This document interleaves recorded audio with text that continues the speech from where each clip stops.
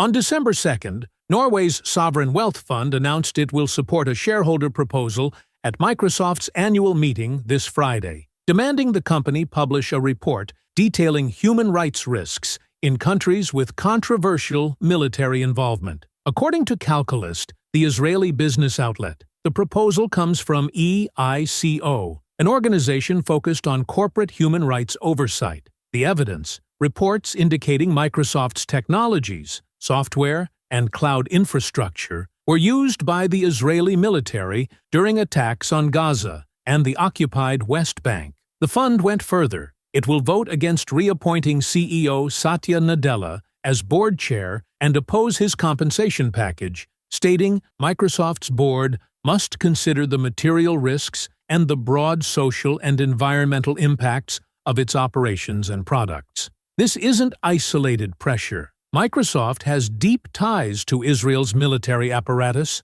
The company has acquired several Israeli tech firms founded by Israeli military alumni: Orato, Adallam, Hexite, and CyberX, all developed by Israeli military figures. According to multiple reports, Microsoft previously invested in AnyVision, an Israeli company involved in facial recognition technology used to identify Palestinians for the occupation regime. In September, Microsoft took an unusual step, blocking Israel's Unit 8200, an intelligence unit, from accessing some cloud services. In August, the Norwegian fund sold shares in 13 Israeli companies based on recommendations from its ethics committee. The pattern shows escalating corporate concern over complicity in military operations. Here's why this carries weight. Money talks, and Norway has $50 billion worth of conversation. As of June, the Norwegian fund held a 1.35% stake in Microsoft,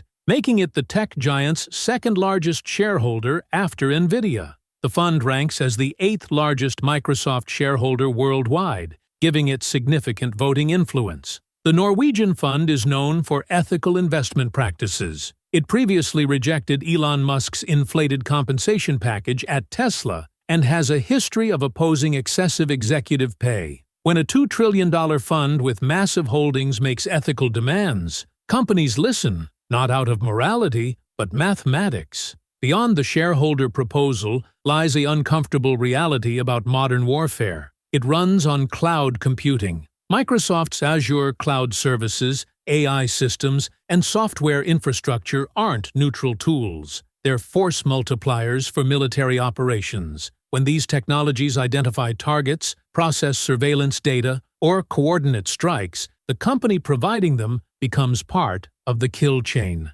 What's not being widely reported, the human rights due diligence Microsoft claims to perform clearly, isn't working. According to the Gaza Ministry of Health, as reported by UNRWA on November 26, almost 70,000 Palestinians have been killed since October 2023. If Microsoft's technologies aided operations producing that death toll, their internal oversight failed catastrophically. The deeper question: can tech companies credibly claim neutrality while profiting from military contracts? Microsoft's investments in Israeli military-founded companies and provision of cloud services to Israeli forces suggest strategic choice, not accidental involvement. Looking ahead, Friday's shareholder meeting will test whether ethical pressure from major investors can force transparency on tech complicity in warfare. Let's be clear, one shareholder vote won't end Microsoft's involvement in Gaza.